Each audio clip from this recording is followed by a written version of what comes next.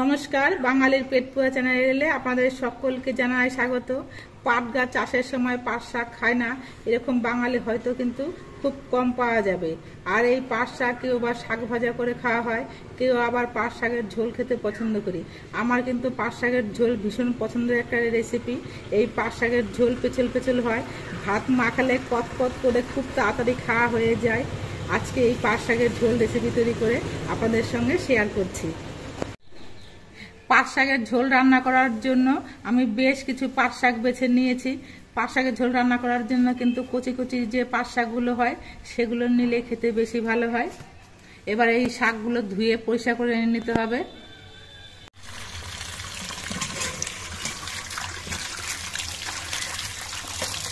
এবার বেশ কিছু শাক হাতের মুঠোর মধ্যে নিয়ে আমি কুচি কুচি করে কেটে নেব।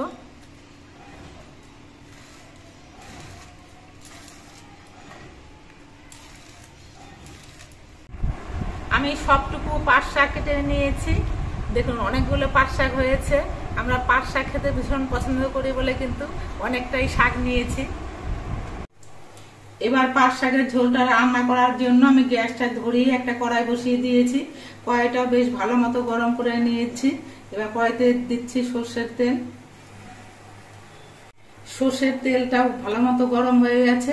এবার এর মধ্যে দিচ্ছি কালো জিরে। কালো জিরেটাও বেশ ভালো মতো ভাজা হয়ে গেছে। এবার এর মধ্যে দিয়ে দিচ্ছি কিছু কোচানো পেঁয়াজ।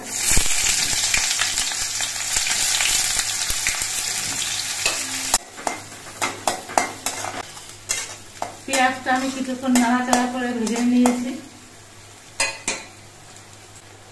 এবার এর মধ্যে দিচ্ছি অল্প করে একটু রসুনের গুঁড়ো। এই রসুনের গুঁড়োটা আমি ঘরে তৈরি করেছি, এই জন্য রসুনের গুঁড়ো দিলাম। এই রসুনের গুঁড়োটা আমি ঘরে তৈরি করেছি, এই জন্য রসুনের গুঁড়োটা দিলাম। আপনারা ইচ্ছে করলে কিন্তু থেতো করা রসুন বা বাটা রসুনও দিতে পারেন।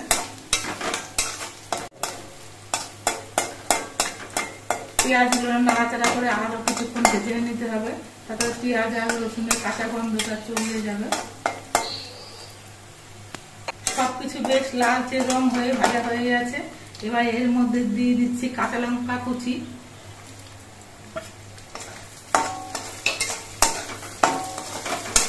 কাঁচা লঙ্কা কুচিটা দিয়ে নেড়ে চেড়ে মিশিয়ে নিয়ে এবার আমি শাকগুলো দিয়ে দিচ্ছি।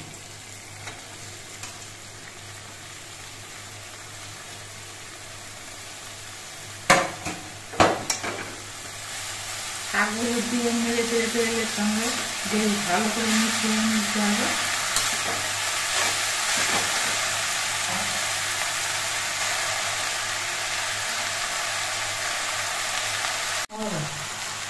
এবার শাকের মধ্যে দিয়ে দিচ্ছি পরিমাণ মতো নুন আর অল্প করে একটু হলুদের গুঁড়ো।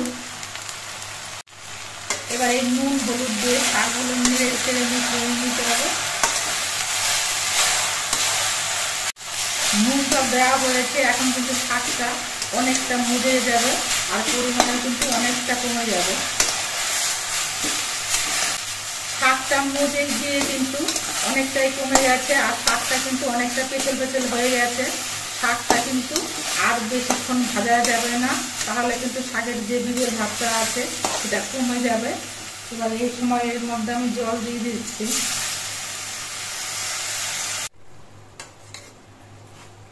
শাকে আমি যেরকম পরিমাণ ঝোল ঝোল রাখবো সেই অনুযায়ী আমি জলটা দিলাম। এই শাকটা রান্না হতে কিন্তু সময় লাগবে না, একটু উতাল উঠলেই কিন্তু শাকটা রান্না হয়ে যাবে। পাট শাকের ঝোল দেওয়ার পর আমি মিনিট 5 সময় ধরে ফুটিয়ে নিয়েছি। এই দেখুন শাকটা কতটা পেছল পেছল হয়েছে।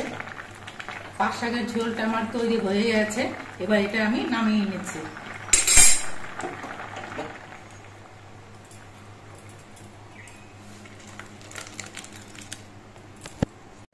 আপনারা হয়তো খুব সুন্দর করে পাট শাকের ঝোল রান্না করতে পারেন, তবে আমি যেভাবে পাট শাকের ঝোল রান্না করে আপনাদের সঙ্গে শেয়ার করলাম, এইভাবে পাট শাকের ঝোল রান্না করলে খেতে কিন্তু বন্ধুরা ভীষণ ভালো হয়।